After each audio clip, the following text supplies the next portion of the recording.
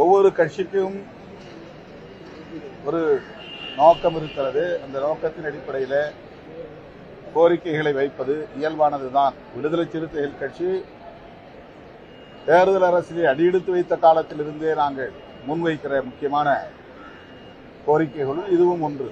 ஆட்சியிலும் பங்கு, அதிகாரத்திலும் பங்கு என்பது அதிகார பரவலாக்கத்தை வலியுறுத்தக்கூடிய ஒரு கோரிக்கை.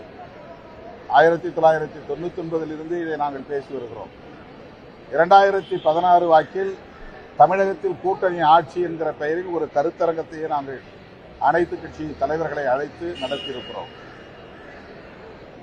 ஆனால் இதனை சாத்தியப்படுத்துவதற்குரிய சூழல் தமிழகத்தில் கனிந்திருக்கிறதா என்றால் இன்னும் கனியவில்லை என்று நாங்கள் அனுபவபூர்வமாக உணர்ந்திருக்கிறோம். அதிலும் இந்த தேர்தல் நடைபெறவுள்ள சூழலில் வலதுசாரிகளின் கைகள் ஓங்கிவிடக்கூடாது என்பதில் நாங்கள் கவனமாக இருக்கிறோம்.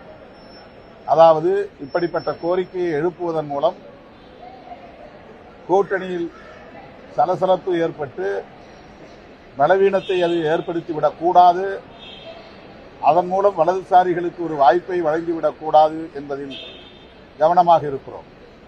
ஆகவே நாங்கள் இந்த தருணத்தில் இந்த கோரிக்கைக்கு அழுத்தம் கொடுக்கவில்லை. ஆனால் அந்த கோரிக்கையை நாங்கள் கைவிட்டு விடவில்லை. காங்கிரஸ் இப்படி ஒரு கோரிக்கையை வைக்கிறது என்று சொன்னால் காங்கிரசுக்கு அந்த உரிமை இருக்கிறது.